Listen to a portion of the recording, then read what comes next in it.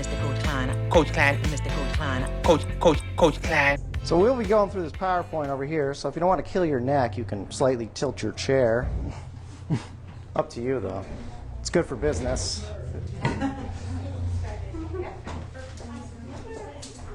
I know you're not here to see me anyway, so I'll just get going. I'm Coach Klein.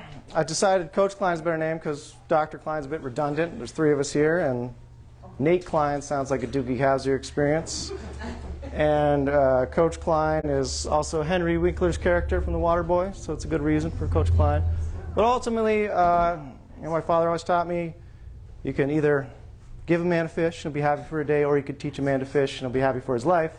So that's what I'm trying to do here. I'm a movement coach. I teach people how to move right. That's what I'm doing. So there's 4 misconceptions that I'm going to talk about today, and we're going to elaborate on these, so I'll just quickly go through them. So I'm not here. I should probably underline that. I'm not here to break Debbie's phone. I'm not here to tell you to work on your core. So let's talk about that one first. This is what most people say, strong core, strong back. That's a fact. But is it really, though? Who's this guy? The god of the lightning, right? Let's talk about him for a second. Chris Hemsworth, if you're a Marvel fan. He looks like he's got a good core, right? There might be some CGI magic happening there, but let's see what he had to say. This is after the first movie came out. Yeah, this is Dr. Al.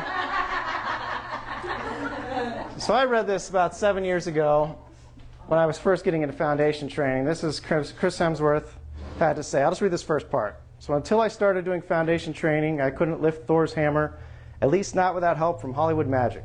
The problem was that I had injured my back while shooting a movie a few years ago, and it had gotten progressively worse. I tried all sorts of rehab and strengthening programs, stretching, isolated muscle building, and more, but nothing ever gave me long-term benefit. I was alternating between limiting my exercise in order to heal the injury and doing more exercise in order to strengthen my back where it felt vulnerable.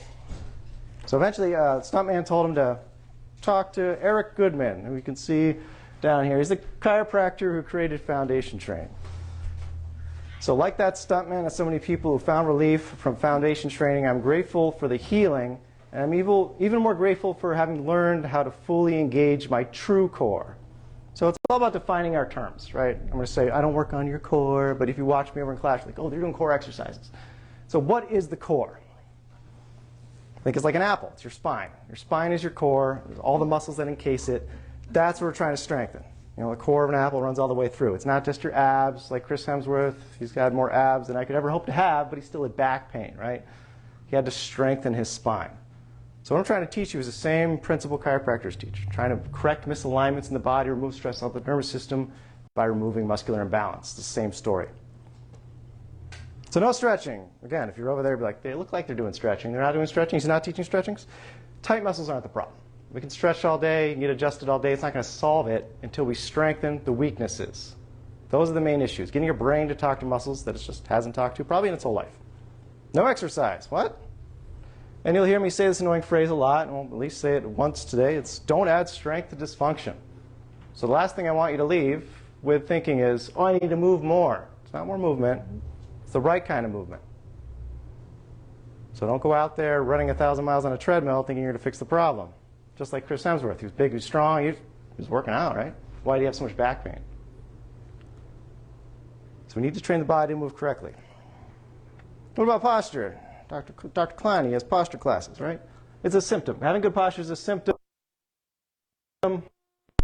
Just like bad posture is a symptom of faulty movement patterns. And the last thing I want you to do is walk away thinking, oh, I just need to have better posture, and I'll have all these magical things and less disease like Dr. Klein's talking about. It's not it, because you have to reevaluate what good posture is. I promise you, you don't understand what good posture is, hence the classes. So all right, we'll get into the PowerPoint here. So where does your neck and back pain come from? It's not from your spine. It's actually, and I'll get right into it, it's from your hip and shoulder mobility. Most people understand mobility is, okay, it's limited motion. But what is stability? What's this fancy stability word? We're going to focus a lot on that today. So hip, causing the low back issue. That's my muscle right there. They're the psoas and the diaphragm. Those are the big two. They're really one big muscle. They work together. If you're not breathing right, Doesn't matter what you eat, your gut's not going to work right. We need good breath work. You should feel your hip flexor when you're breathing. So this psoas muscle is the major stabilizer of your low back. A lot of people have issues with this muscle. The low back hurts, but they're not fixing the hip, because the hip, it's quiet. It's not letting you know what's going on. Boom, pain. All right, what is the fix? Address the muscles. That's the fix. You can see how the muscle's attached to the bone. The bones don't do anything, right? They follow the movement of the muscle. I try to be a little poetic here, so let's read this. Flex my poetic muscles every once in a while. Chiropractic allows a keyhole glimpse into the well-lit room of good health. The beam of light is enough to give you hope amidst your suffocation by darkness that a better existence is obtainable. But strength training is the only thing that's going to allow you to walk through that door. So most of us, we're in this dark room, you get adjusted, there's a small mechanical change, and wow, there's so much light. What I want to try to convince you of today is that's just a small beam of light. There's more. You can walk through that door. You're not supposed to have all these diseases and problems. There's an easier way to fix it. Back when D.D. Palmer invented chiropractic, he didn't invent it. There was bone setters even way back in ancient Egypt, because people realized, popping joints back into place actually felt good. Fixed random problems. His first patient was deaf. He had an injury, became deaf, couldn't hear. D.D. Palmer found a bone that was sticking up, pushed it on it, man could hear again. As far as I know, that's the only case of that ever happening. That's a unicorn. Most of us, it's hard work that's going to fix these imbalances. If you're waiting on that magical adjustment like I was for most of my life, you're going to be waiting a long time. It can help. So I had a few angry people that helped me out in my life. You might be like, well, Coach Klein, you're angry. It woke me up. I realized that you're 25 and you have the shoulder mobility of a 70-year-old. It took somebody telling me that to realize there was a problem. So if I have to be the bad guy here, that's okay. And that same guy, he asked me, do you train? At this time I was doing foundation training, I was working out. I'm like, train for what? What are you talking about? Train for what? Like a marathon? He's like, no, man, you're training to live. Every movement we do, you bend about 4,000 times a day, you breathe over 20,000 times a day. These are very important things. I promise you're not breathing correctly. I promise you're not bending correctly. And that adds up over time. It wreaks havoc on your nervous system. You affect the nervous system, you're going to affect everything. So back braces, arch support, chiropractic, it all has the same issues long term. It's enabling you not to fix the problem. Like if you're taking Advil for pain, we realize this is chiropractic, you don't have an Advil deficiency. We don't have a chiropractic deficiency. Back brace, all the studies show the longer you wear that back brace, you're going to injure yourself further in the future. Trochanter belt, Miss Trochanter belt, who had me set her up there. Same idea. There you go. I'm going to pound through these slides because I don't want to take away all my mother's time here. And some of you have probably gone to physical therapy before. You're like, this sounds like a physical therapist lecture. There's some problems. So the issue folks run into with exercise, like we talked about, is there you go, it's that phrase again, adding strength to dysfunction.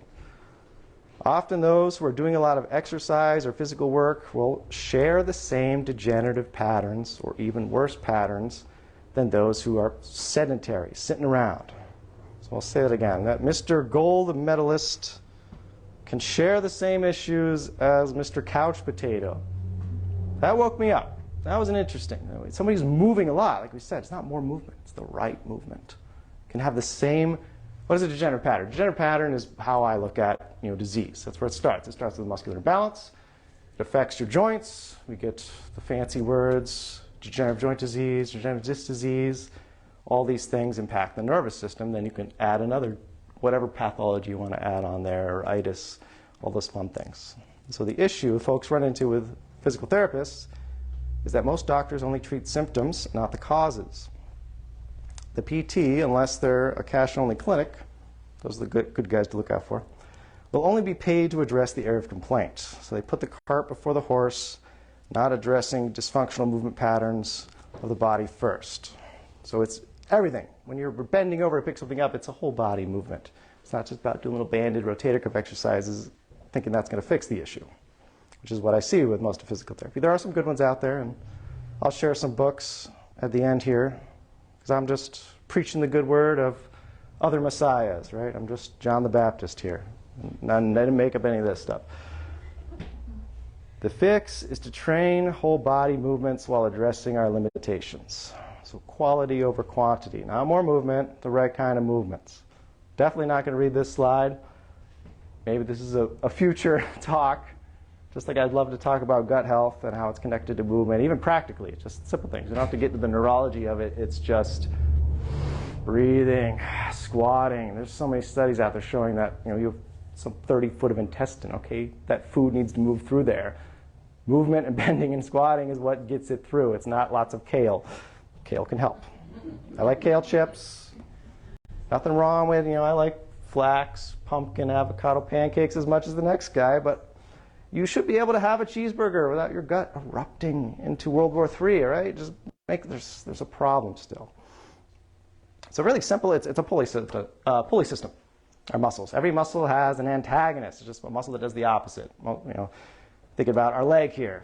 So we got our quad. What's our quad do? Brings that up there. So other muscles bring it down. Muscles like your hamstring. Hamstring's the knee bender. The quad's the knee extender.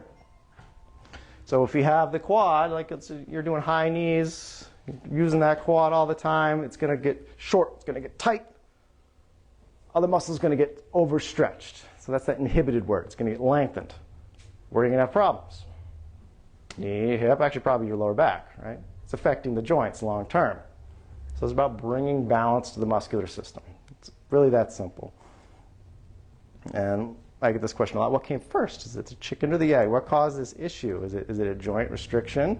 Is the joint that's out of place causing the muscular imbalance, or is the muscles causing the joint?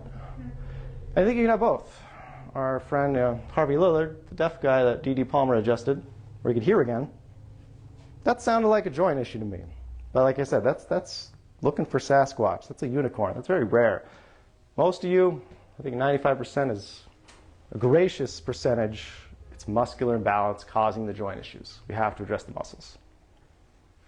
So macro or micro? You get a big injury is macro, right? You're in a car accident.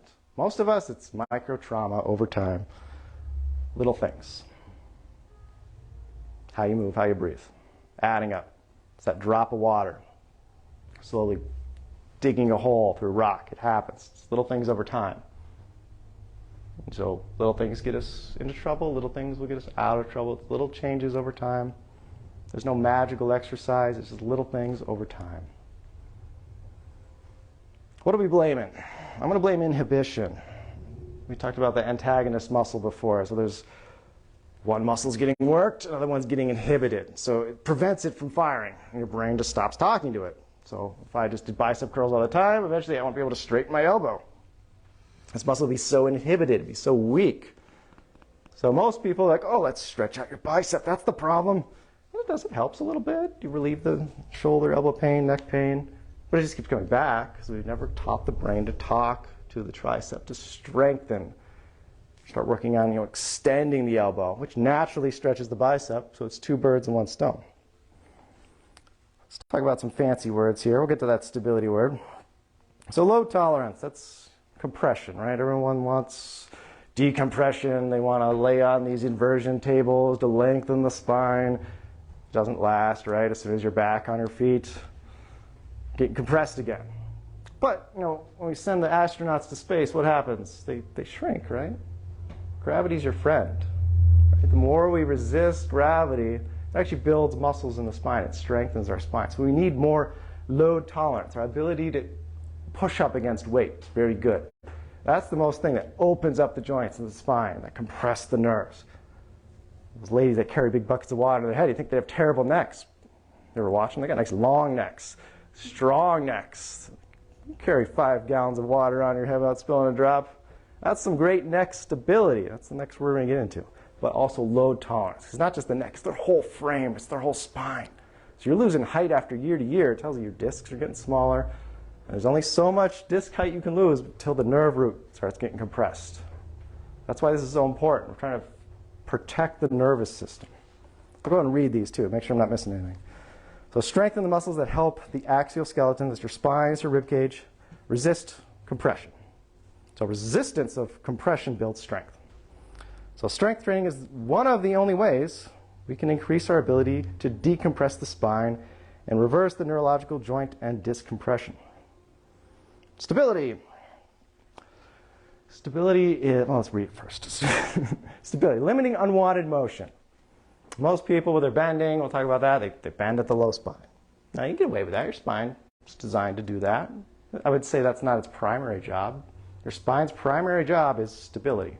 Shouldn't be bending. It goes back to what causes the pain. It's the hips, it's the shoulders. These are their big movers, or they should be. They're not. I work on your hips, I know. Limiting unwanted motion. Cervical spine is another one. Our two lordotic curves, the ones that we tend to overmotion from. So our core, transverse abdominis obliques, are not the only stabilizers of the body. The posterior chain, which is all those deep spinal muscles, rotator cuff of the hip. I bet, have anyone heard that term before? Rotator cuff of the hip. No, right? No one talks about, you have a rotator cuff of your shoulder. That's stability, right? The rotator cuff holds it in the socket, protects everything else. Little tiny muscles, they're not movers, they're just stabilizers. So you have, like psoas, we showed you, hip flexor. Terrible name, it's not a hip flexor. It's a stabilizer of the low back. Helps hold the hip in the socket.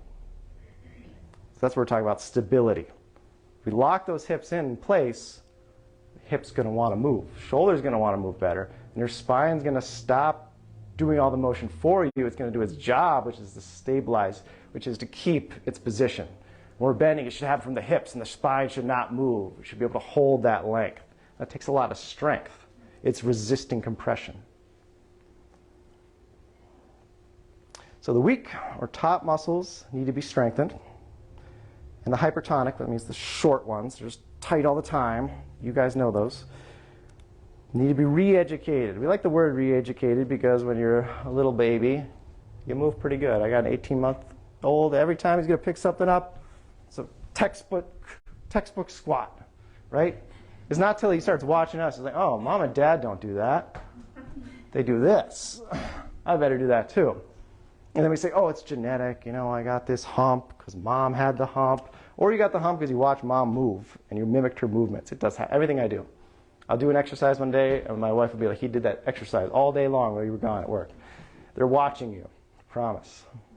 Stop blaming your mom and dad for your genetic imbalances and these structural things. Yeah, I know a lot of people with these juvenile kyphosis, all these things. You can still battle them. It's all muscular imbalance at the end of the day. We all got our demons that we have to deal with. But I promise you can overcome. Everybody can squat. It's just going to look a little different for everyone. I'll beat that dead horse. We're almost done here. So your spine's primary job is stability. The joints of the spinal column allow for motion as a protective measure for the nerve roots and cord, but it is not where we should be generating our movements from. Walking, bending, lifting, etc. all should primarily be initiating from the shoulder and hips ball socket joints. Most people with chronic pain have a lack of spinal stability. Spine's moving way too much, caused by hip and shoulder mobility dysfunction. So you can see a little arthritis there forming on that x-ray. The spurring, right? You know, well, what is that? Are those spurs just randomly forming? Or is there structures there? That's your ligaments. That's your anterior longitudinal ligament. There's muscles there. Psoas attaches there. So your structures that do move are forming into bone. Why? So we're trying to give your body stability. Your body's going to get stability some way or another. You don't want this kind of stability. We think arthritis is a terrible name. It's a terrible word for it because itis just means inflammation. That's not what's happening. Your body is locking down because it has to. It has to protect your nervous system. So degenerative joint disease is a disease, is a better way to think about it, just like we had that slide on tendinopathy. I don't say tendinitis anymore because it's a terrible name. It's a disease process. So if your joints are diseased, your nervous system's going to be diseased, your gut's going to be diseased, your gut's right there. All these nerves go to your intestines and all those good muscles. There's our psoas. All right. I'll be quiet now. So I didn't come here to talk about what do I do and what's training look like. And at the Fix, you can come talk to me. I can take your email. I'll send you out how to get involved and what the onboarding process looks like. So if you want more information, come find me, and we'll talk over it. I do have some stuff here, NEPA Fix on YouTube. Like, I'm recording this. I'll throw it up on there just in case someone can't make it to a class. I try to make all this stuff. Even the workouts I do, the workout of the week, there's a Saturday I record it for people who can't make it to class, so just so you can keep going. Here's some of the guys. He mentioned True to Form, Dr. Goodman. That's his new book, Foundations of Health. Preaching the good word, everything I just said, probably saying it better. I bashed physical therapists, but this guy's a physical therapist. Check him out. He's got a channel, Squat University. Dr. Aaron, I'm not going to try to pronounce his last name, Horsrig. Good guy. He understands. We got to fix whole body movements. Everything. Starting with the breathing, down to the hip mobility. It's all important because that's what we're doing all day long. Everything's a breath exercise. Everything's a hip mobility exercise. All right, guys. 5 minutes for questions. I don't know how much time I have, but feel free to kick me out of here. So normally crickets after I'm done talking, so I'm used to it if there's no questions. With breathing, I've heard several things about good breathing is in through the nose, out through the mouth. Now it's in through the nose, out through the nose. Is that? The reason why we like in through the nose is because it's harder. We're breathing in through the nose, it takes longer. Like I said, you should feel your hip flexors. Immediately when I'm breathing through my nose, I feel that psoas muscle. So the psoas, it's not just attaching, it's formed to the diaphragm. You look at the gross dissection, I know nobody wants to see dead bodies, but they're one muscle. Diaphragm, psoas, should be connected. Most people when they're breathing, it's not so much in through the nose, out through the nose, that's not the question or the answer, it's the shoulders are doing the work. They're breathing from their shoulders all day long. So that impacts your nervous system. You'll go from this parasympathetic state to the sympathetic state. Guess what doesn't work in your sympathetic state? Your gut. Heart rate increases, short, shallow breaths. Everything changes with the breath. That's why it's so important. But it's even practically, we can't support our low back. If we're breathing from our shoulders, it sets our low back up for injury. Any good coach, even if he doesn't understand breath work, he's going to teach you to fill up the cylinder before you lift anything, before you get under that, do that back squat. He wants you to protect your spine, so he's going to teach you that type of breath. So yeah, in through the nose can help that concept. And I'll have people, do nasal breathing out through the nose because it's also slow, but you can just slowly let the air out. We're letting the air out, but we're maintaining that expansion. So think about like a soda can. So if I have this can here, it's empty, and I step on it, it's probably going to collapse, right? I fill that up with a pumpkin, put a lid on it, it's compressed, right? That's good. All right. So when I step on it again, it's not going to break. That's what we're trying to do. We're trying to breathe into here. Not just out into the front, but wide into the back. Again, this is all stuff we spend a lot of time on breath work. Today, we'll have a class at 5, want to join. More on that. Get very nerdy. Try to keep it, not get lost in the weeds. Did that answer the question? Careful with your questions. Hey, you can do the same thing through the mouth. Oh, really? Yeah, it's all just about what muscles you're using. And the other thing. The problem with mouth breathers, but it's very shallow. The other thing about breathing I have heard, when you breathe in, your abdomen should be out, and when you're breathing out, it should be in. So we teach a form called decompression breathing, which is not something we should be doing all day long. It's just to kind of make a better pathway for the breath. Use some muscles we're not used to. Our ribs in the front are cartilage. Until they get older, they start to fuse. So most of us, we breathe and we extend and we push the belly outwards. That caves your spine in here. So it pulls, it jams our spine up. So we're trying to teach expand wide, expand in the back. Because we don't want to load those facet joints. You go to lift something heavy and you're pushing your belly out fully. Might be good for singing opera, but not so much lifting. So I get that a lot. Like, oh, I know how to breathe because I used to do singing. I'm like, okay. Why does your back hurt? If your back hurts, you don't know how to breathe. So if we make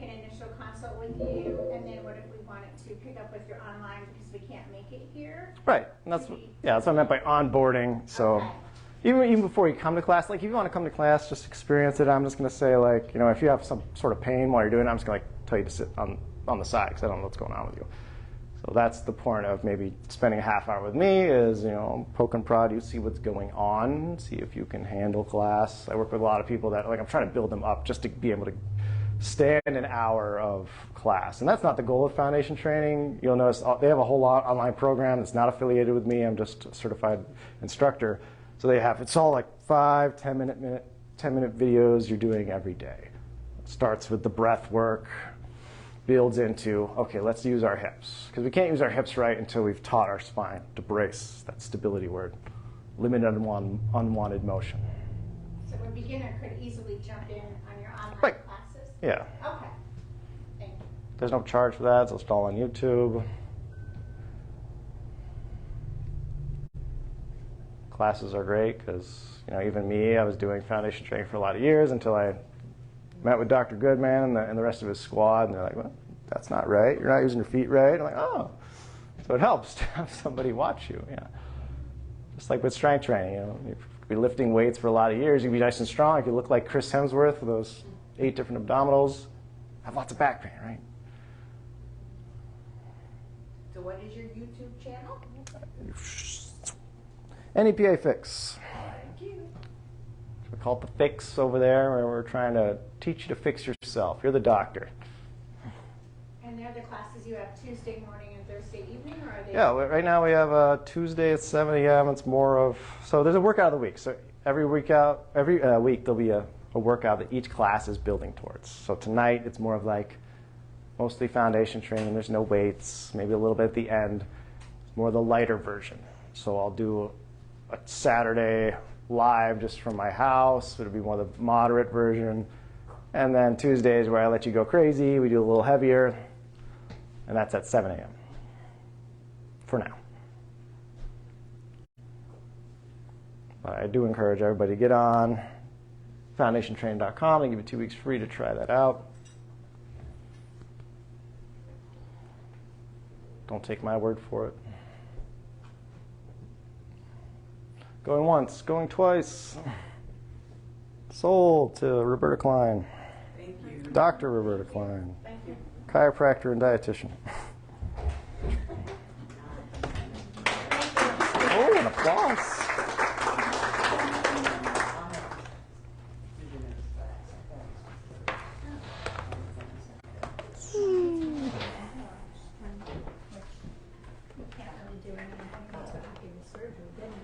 Sitting there realizing that this is a day to challenge all of you